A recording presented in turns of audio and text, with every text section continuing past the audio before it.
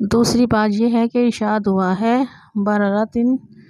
بررہ بہت نیک ہیں، یہ پاکیزگی نیکی بررتن دل کی پاکیزگی ہوتی ہے۔ لہٰذا قرآن پڑھنے والے، پڑھانے والے، حفاظ اور حفظ کرنے والے، اہل علم،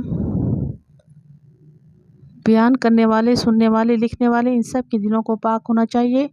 دلوں کی پاکیزگی ذکر الہی سے ہوتی ہے، اور ہماری مصیبت یہ ہے کہ ہم وضو تو کر لیتے ہیں لیکن دل غافل ہے اور دنیا کی محبت میں ڈوبے ہوئے ہیں۔ دلوں میں یاد الہی نہیں ہے، پاکیزگی نہیں ہے، لہذا کسی عبادت کا کوئی اثر، کوئی نتیجہ نہیں ہوتا۔ ہم بیان کرتے ہیں، لوگ سنتے ہیں، ہم بھی چلے جاتے ہیں، لوگ بھی چلے جاتے ہیں، کوئی اثر نہیں ہوتا، نہ کوئی تبدیلی آتی ہے۔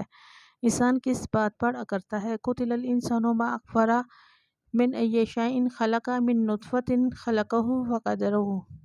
انسان ہلاک ہو جائے، کس قدر ناشکر ہے، اسے اللہ نے کس چیز سے بنایا؟ ایک قطرے سے اسے بنایا، پھر اس کے اعضاء و جوارح اور عمر وغیرہ کا اندازہ مقرر فرمایا انسان تباہ ہو جائے، مارا جائے، یہ کس بات پر کفر کرتا ہے؟ اس کے پاس انکار کے کفر کی کیا دلیل ہے؟ جس طرح پنجابی میں کسی کو بہت ہی الٹا کام کرنے پر یہ کہہ دیا جاتا ہے تیرا ککھ نہ روے تو ایہو کی کیتا، اسی طرح عربی میں قتل یعنی تو مارا جائے، یہ تو نے کیا کیا؟ فرمایا انسان مارا جائے کس بات پر کفر کرتا ہے، اور یہ کس بات پر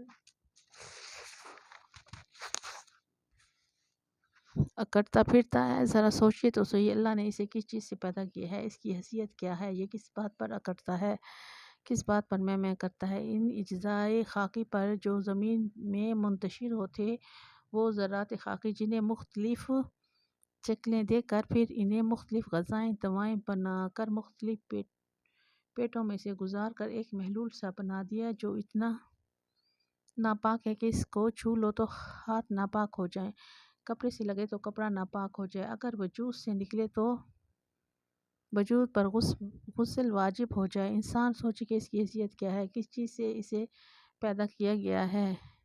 ایک ناپاک قطرے سے، اور پھر اس قطرے سے اسے پیدا کر کے خوبصورت تنومند نوجوان ایک انسان بنا دیا، اسے رشتے ناطے دیے، والدین دیے، اولادیں دی، بہن بھائی، برادریاں، قبیلے دیے، اسے شہر، بستیاں، قومیں دیں، دولت، مال اور اقتدار دیا، اسے کہاں سے اٹھا کر کہاں تک پہنچا دیا، اور یہ اس پہ پہنچانے والے کا انکار کرتا ہے۔ ثم السبیل یسرا، پھر اس کے لیے راستہ ان تمام فیصلوں تک پہنچنے کا آسان کر دیا۔